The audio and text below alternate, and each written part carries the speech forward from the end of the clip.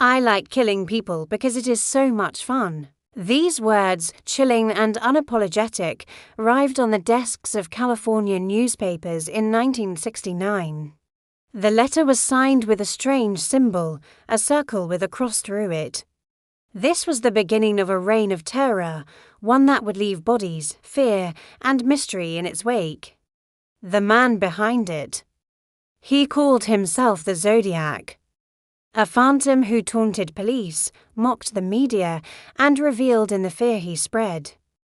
His identity remains unknown. His letters remain unmatched in American crime history. Tonight, we unravel the story of the Zodiac Killer, the man who turned murder into a twisted form of communication. The late 1960s in Northern California was a time of contrast. San Francisco thrived with counterculture movements, protests, and free love, yet, in the quieter suburban stretches around Vallejo, Napa, and Sonoma, a darker shadow was about to fall. It began on December 20, 1968. High school students David Faraday and Betty Lou Jensen drove out to a secluded lover's lane near Lake Herman Road in Vallejo. It was the kind of quiet, moonlit night young couples sought for privacy. What they didn't know was that someone else was out there, a predator lurking in the darkness. Shortly before midnight, a car pulled up behind them. Shots rang out. David and Betty Lou were gunned down without warning. The killer vanished into the night at first. It seemed like another tragic but random act of violence, but it was only the beginning. Just over 6 months later, on July 4, 1969, another couple, Darlene Ferrin and Mike Mago, parked in Blue Rock Springs, a similar secluded area. Again, a car pulled up. The driver stepped out, holding a flashlight and a gun. Bullets tore through the night. Darlene was killed instantly. Mike survived, though gravely wounded. This time, the killer didn't simply disappear. He made a phone call. At 12:40 a.m., a man's comm voice reached the Vallejo Police Department. "I want to report a double murder. If you will go 1 mile east on Columbus Parkway, you will find kids in a brown car. They were shot with a 9mm Luger. I also killed those kids last year." Goodbye. The voice was flat, emotionless. And for the first time, the Zodiac revealed himself. The crimes that followed blurred the line between murder and performance. The Zodiac was not content with killing alone. He wanted an audience. On September 27, 1969, college students Brian Hartnell and Cecilia Shepard were picnicking by Lake Berryessa. The peaceful lakeside breeze carried the scent of pine and water, but suddenly, a man approached. His face was concealed by a hood, a white cross-circle symbol on his chest. And he carried a gun and knife. He tied the couple up. Then, with terrifying calm, he stabbed them repeatedly. Brian survived. Cecilia did not. Before leaving, the attacker scrawled on Brian's car door, a circle with a cross, the dates of previous murders, and the words "by knife." Only 2 weeks later, the Zodiac struck again in San Francisco. On October 11, 1969, cab driver Paul Stein picked up a passenger in the Presidio Heights neighborhood. His fare should have been routine. Instead, it ended with Paul shot point blank in the head. Witnesses saw the suspect wiping down the cab, walking away casually.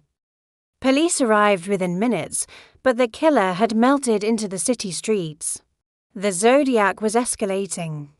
But what terrified the public most wasn't just his violence. It was his voice, his letters. 3 days after the Blue Rock Springs attack, 3 California newspapers, the Vallejo Times-Herald, the San Francisco Chronicle, and the San Francisco Examiner received handwritten letters.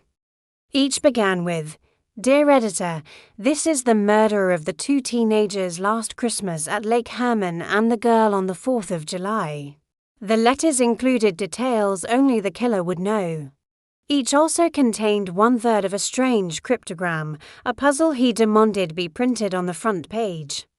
"If you do not print this cipher, I will go on a kill rampage this weekend," the newspapers complied. Readers across California stared at the strange coded symbols, each desperate to crack the mystery. Days later, a school teacher and his wife solved it. The chilling message inside read, "I like killing people because it is so much fun. It is more fun than killing wild game in the forest because man is the most dangerous animal of all. But it ended with frustration. I will not give you my name because you will try to slow down or stop my collecting of slaves for my afterlife." The cipher provided no identity. Only more horror. Police departments across multiple counties, Vallejo, Napa, San Francisco, were pulled into the investigation. Witnesses described a stocky man, glasses, brown hair, yet every lead fizzled. Handwriting experts compared the letters to suspects. No match. The killer seemed to anticipate every move. He mocked police. In one letter, he wrote, "I like to watch the blue pigs scramble."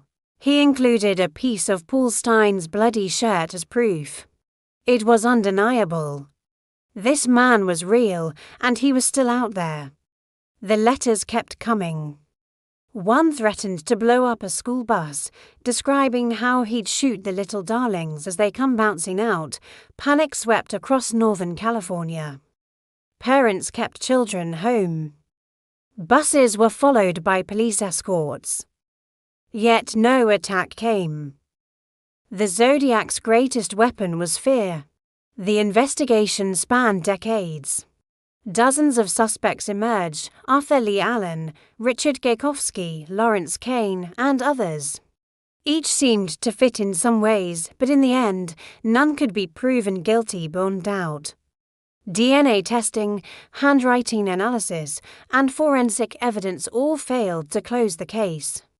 The letters continued sporadically until the 1970s, each more taunting than the last. Some experts believe later ones were hoaxes, but others insist they were authentic. By the 1980s and 90s, the case became part of American folklore true crime's greatest unsolved mystery. Movies, books, and documentaries immortalized the Zodiac as the bogeyman of California. Police files grew thicker, suspects died, witnesses aged, but the symbol, the crosshair-like circle, remained burned into the American psyche.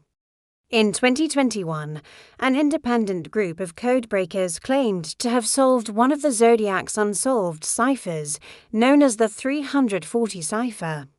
It read, in part, "I hope you are having lots of fun in trying to catch me. I am not afraid of the gas chamber because it will send me to paradise all the sooner. Once again, no name. Only more riddles."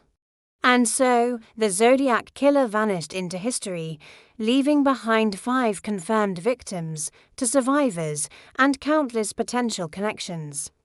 His true body count may never be known. His identity remains unproven. The Zodiac's reign of terror was not just about murder. It was about control. Through his letters, he wielded fear like a weapon, holding entire cities hostage to his words.